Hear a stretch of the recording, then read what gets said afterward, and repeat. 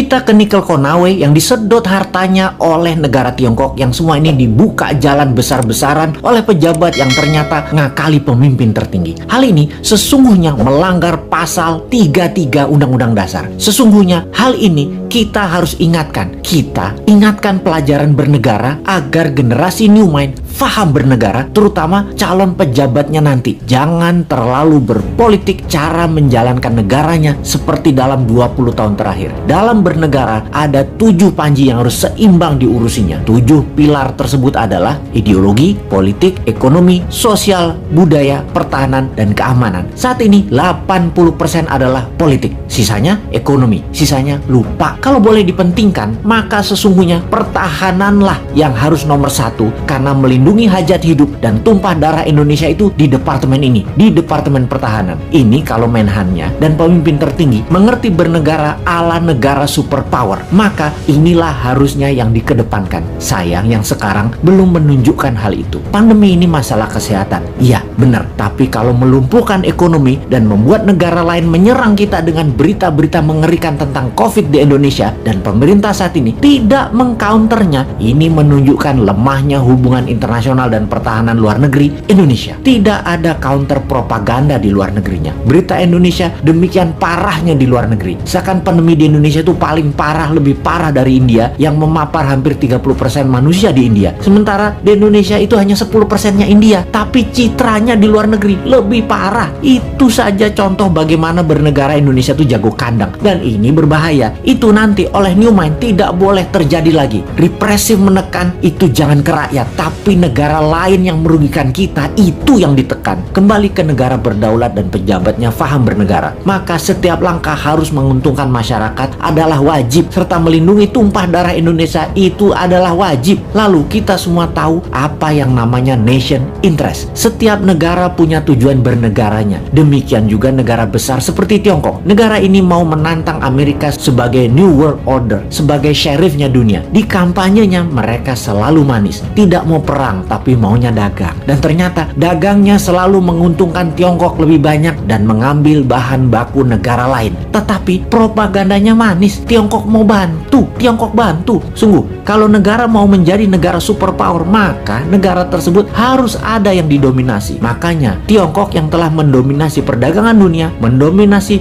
distribusi dunia, mendominasi produk murah, mau mendominasi energi yang namanya baterai. Untuk mendominasi baterai, mereka perlu nikel. Untuk itu, nikel terbesar di dunia hanya ada di Indonesia. Mereka mainkanlah. Pokoknya bagaimana caranya bikin semua orang silau, tak melihat niat jahat tadi yang terlihat nolong pindah gede-gedean tambang nikel dan pabrik smelter, mengambil secepatnya bahan baku Indonesia mumpung masih berkuasa dan dibukakan jalan. Dijanjikannya Indonesia akan punya pabrik baterai, tapi bahan bakunya dihajar habis dulu sampai habis. 3 tahun lagi rasanya cukup buat mereka hajar habis tambang tersebut dan menjadikan Tiongkok punya cadangan selama 20 tahun ke depan untuk jadi raja baterai dunia. 90% keuntungan nikel adalah kalau dijadikan baterai, dan itu strategi Tiongkok. Sementara kita dapat taiknya Tiongkok. Sudah sejak 4 tahun lalu kita berjuang mengingatkan bahayanya tambang nikel di Sulawesi karena tidak menghasilkan keuntungan apapun buat Indonesia, atau kurang menghasilkan keuntungan buat Indonesia. Buktinya